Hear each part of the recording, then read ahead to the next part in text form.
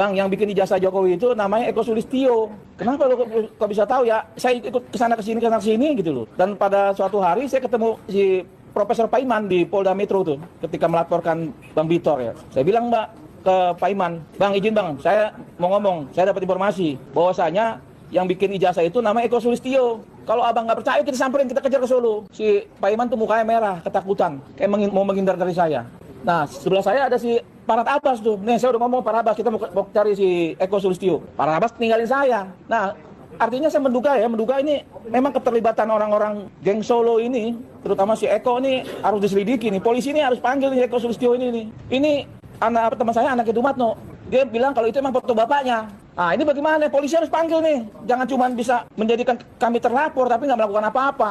Saya siap dipanggil polisi kalau memang mempertanyakan ini. Jadi harus jelas, polisi harus berada di tengah-tengah menjalankan tugasnya. Jangan mengkriminalisasi kami yang berani membongkar ijazah Jokowi. Listio Sigit aja nggak berani bongkar ijazah Jokowi. Polda, ini ada anak bangsa yang mau berjuang, mau dikriminalisasi, mau ditangkap katanya puluhan orang. Kan artinya ini negara udah rusak. Menurut saya Pak, tanpa Anda tanya, saya kalau mengikuti perkembangan ini secara teliti, saya itu punya kesimpulan sederhana. Dia tuh nggak punya ijazah. Kenapa, Prof? Indikasinya banyak. Tapi yang paling nampak adalah memang dia tidak punya kapasitas sebagai seorang sarjana. Sarjana apapun. Sebab seorang sarjana itu punya struktur berpikir yang clear. Berbicara secara sistematik. Ini kalau lulusan sekolah tinggi ya, universitas. Dia berpikir sistematis, dia bertutur kata yang teratur dan fokus. Dia tidak punya sama sekali kemampuan itu. Nah, yang kedua, ada apa sesuatu yang asli disembunyikan? Kalau dia mengatakan dia punya ijazah asli, kenapa dia sembunyikan? Jadi kalau menurut saya, yang selalu disembunyikan itu adalah sesuatu yang bermasalah. Secara tidak sadar, dia sebenarnya mengakui bahwa ijazahnya itu bermasalah, sehingga tidak sembarangan bisa ditunjukkan. Ya, takut ketahuan kan. Nah, hebatnya itu dia menyebutkan dia akan menunjukkan kepada pengadilan. Tapi pengadilan di Solo tidak ada ijazah juga muncul. Oke, dia nggak muncul juga. Dia mengatakan dia tunjukkan kepada polisi. Polisi mengaku cuma terima fotokopi. Jadi ini satu persoalan yang sulit kali dicerna secara logika. Gitu. Tapi kesimpulan saya, dia tidak punya ijazah. Jadi kalau ada ijazah yang dia pegang atau dia tunjukkan, pasti palsu. Itu kesimpulannya, Pak? Itu pasti palsu, Pak. Oke, kalau dia berdalil di Prof selalu bahwa nggak perlu saya harus tunjukkan kepada publik, itu maksudnya apa kira-kira, Prof?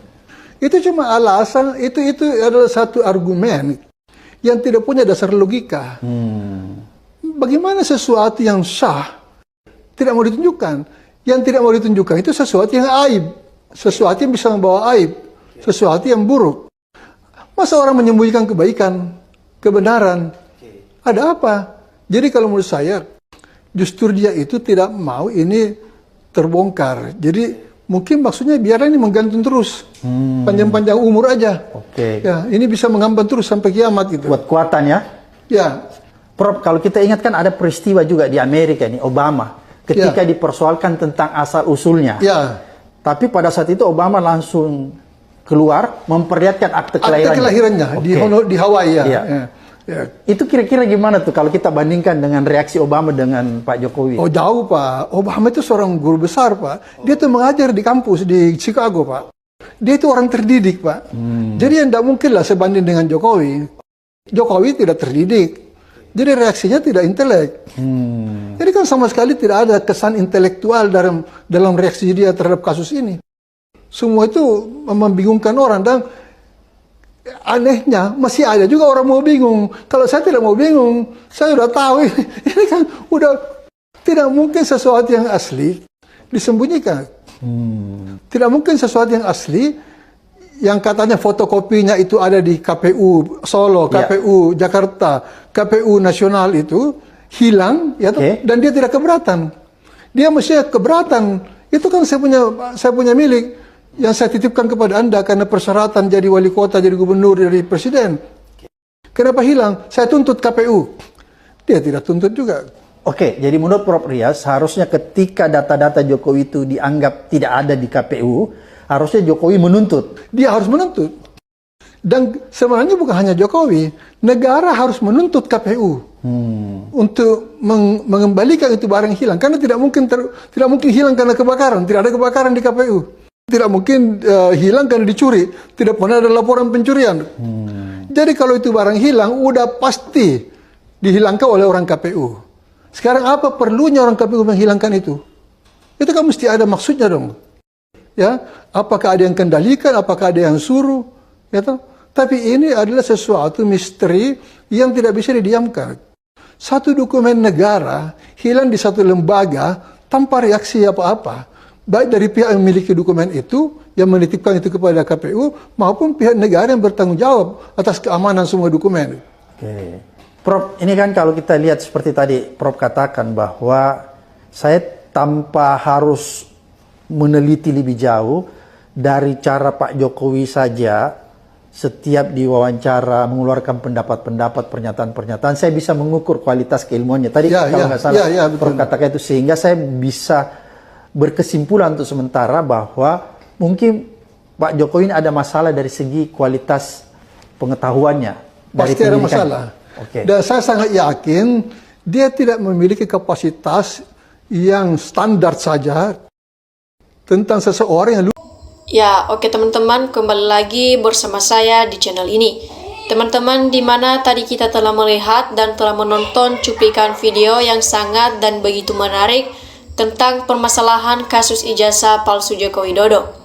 Ya, teman-teman, di sini disampaikan bahwasanya bukti yang sangat konkret sebagai pembandingan bagi ijazah palsu milik Juragan Termul. Jadi selanjutnya nepalkan saja penjabat korup dan sudah maling malah bikin aturan-aturan yang untuk cari selamat.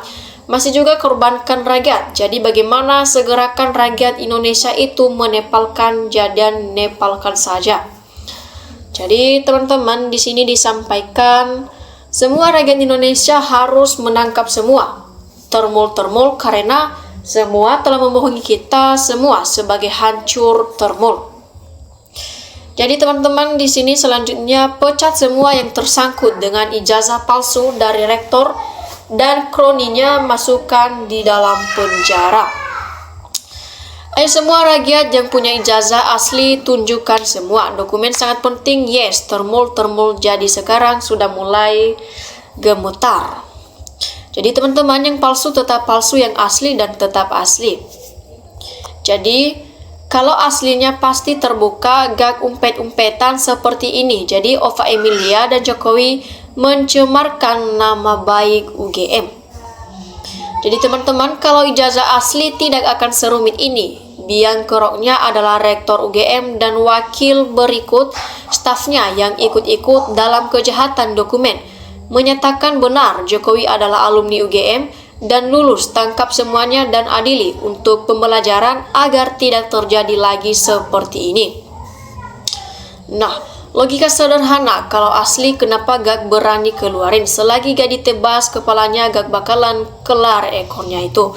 Jadi di sini dikatakan oleh para netizen teman-teman, semoga hakimnya normal matanya dan tidak seperti hakim dan jaksa yang lalu. Semua beramal matanya kalau lihat ijazah Jokowi. Saya sebagai rakyat sangat meyakini ijazah S1 Jokowi asli dari Pasar Pojok Pramuka, Jakarta. Jadi keterangan saksi inilah yang bikin gerombolan termul kaget sekaget-kagetnya. Jadi uring-uringan bawaannya bergolak hebat sampai keruh air empangnya. Hakim harus berperan sebagai penegak keadilan, jangan sampai bengkok. Jadi teman-teman, kelihatannya atau kecenderungan bahwa saksi ini bicara secara jujur dan apa adanya saja. Termul nggak bisa tidur, apalagi CKW nggak bisa tidur, sakitnya nambah parah. Jadi teman-teman, di sini disampaikan rakyat Indonesia bisa hidup damai, aman, sejahtera, adil, makmur, sentosa. Manakala pengkhianat bangsa kayak Jokowi dan termul-termul dibui. Jadi sebaiknya hakim, polisi, jaksa, dan pengacara tidak lagi membela si Jokowi.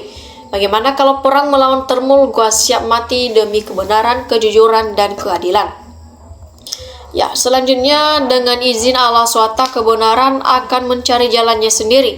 Permasalahannya berani gak penegak hukum menyatakan yang salah itu salah, yang benar itu benar. Jangan ujung-ujungnya yang salah dikatakan benar dan begitu pun sebaliknya.